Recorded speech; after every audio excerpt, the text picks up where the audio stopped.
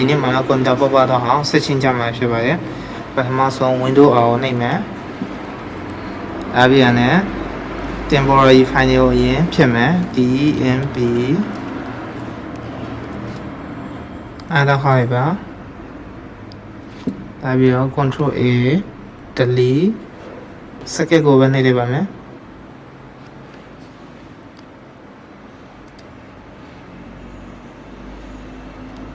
အမှန်ရှင်းမယ်စကက်ကိုနှိပ်မယ်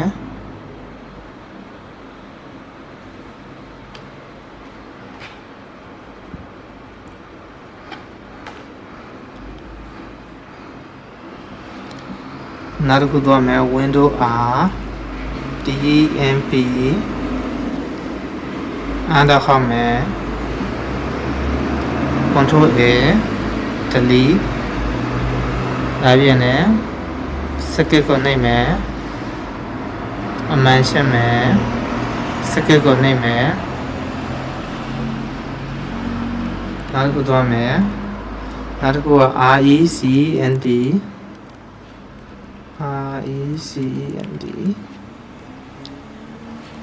control a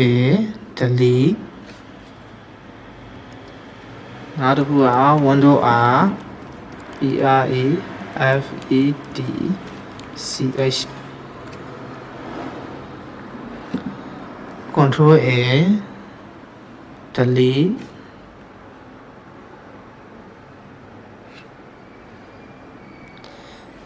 အမှန်ရှင်းမယ်စကက်ကိုနှိပ်မယ်ဒါဆိုရင်တော့စက်ကတော်တော်လေးပေါ်တော့မှာဖြစ်ပါတယ်နောက်တစ်ခုလုပ်ကြည့်ပါမယ် clean mgr ဆိုပြီးရိုက်ပြီးတော့အန်တာခေါက်လိုက်ပါဒါဆိုရင်သူကဘာကို clean မှာလဲဆိုပြီးတော့မြင်ပါတယ်ကျွန်တော်တို့ကတော့ c ကိုပဲ clean မယ် okay နှိပ်လိုက်မယ်ဒီမှာအားလုံးအမှန်ရှင်းလိုက်ပါ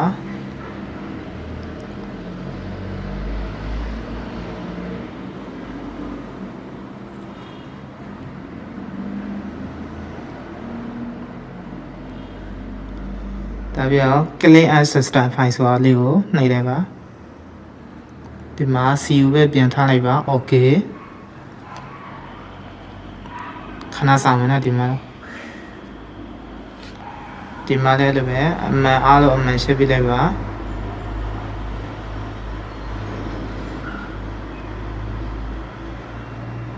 okay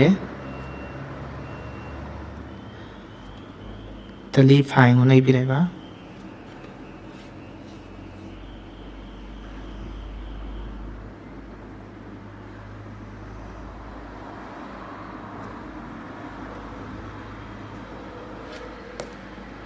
ဒီမှာလည်းနေချပါတယ်ကျွန်တော်တို့ကြော်လိုက်ပါမယ်နော်နောက်တစ်ခုကဆို window r comMGMTSC ဆိုပြီးတော့နှိပ်လိုက်ပါ okay ဒါပြီးတော့ဒီမှာပါ event viewer ဆိုတာလေးကိုနှိပ်လိုက်ပါ event viewer ဒီမှာ window lock ဒါပြီးခါမှာ application ကို right click နဲ့ clear lock clear ဆိုတာလေးကိုနှိပ်ပြလိုက်ပါ security right click clear lock clear ဆိုတာလေးကိုနှိပ်ပြလိုက်ပါ set တဲ့အတိုင်းပဲ clear lock clear set clear lock clear ဒါလည်းအတိုင်းပဲ clear တော့ clear ဒီမှာဆိုရှိတော့မရှိဘူးเนาะဒါကိုပိတ်လိုက်ပါမယ်